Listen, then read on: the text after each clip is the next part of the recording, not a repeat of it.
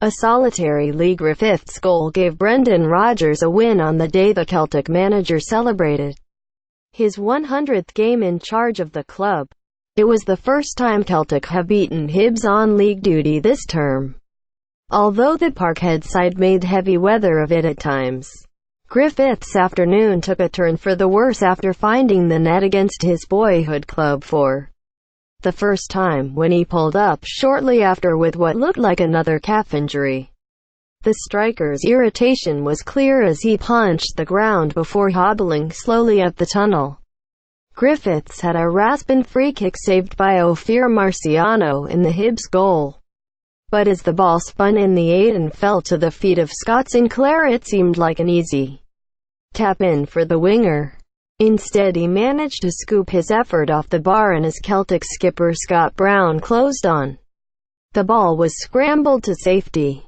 Sinclair was involved again shortly after when he embarked on a run on the left before cutting the ball across for Griffiths, but the striker sclaffed his volley into the ground and the ball trickled wide, much to his frustration. At the other end of the pitch, Celtic had Craig Gordon to thank when he stuck out a leg to deny Brandon Barker after the Hibs player's pace had taken him through on goal.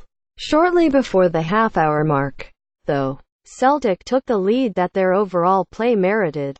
Griffiths was the scorer, the first time he has scored against his boyhood club, but he owed a debt to Hibs skipper Paul Hanlon. Kieran Tierney's pacey cross to the back post ought to have been nodded wide by the defender but, failing to properly clear the ball, he was oblivious to Griffiths lurking behind him. The striker was quick to pounce and send a rasping effort into the back of the net. Despite the flailing leg of Darren McGregor on the line, the celebrations, however, were muted. Griffiths held up 2 hands towards the Hibs support in what seemed like an apologetic gesture. His afternoon, though, was cut short just minutes later. Griffiths, under no pressure or contact, seemed to crumple in the box, with the gesture made to get him off almost immediately. He cut a forlorn figure as he trudged off the pitch with what appeared to be the reoccurrence of a problematic calf injury. His departure opened the door for Moussa Dembele, who arrived to a warm welcome. Griffiths, though, was not the only one whose afternoon was cut short.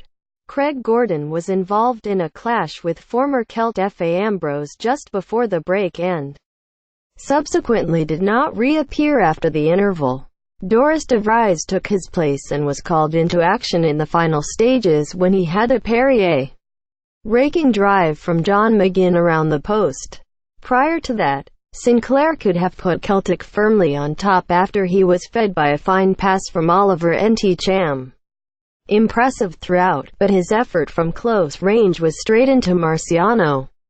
Griffiths' goal proved to be the difference between the teams as Celtic maintained their lead at the top of the table.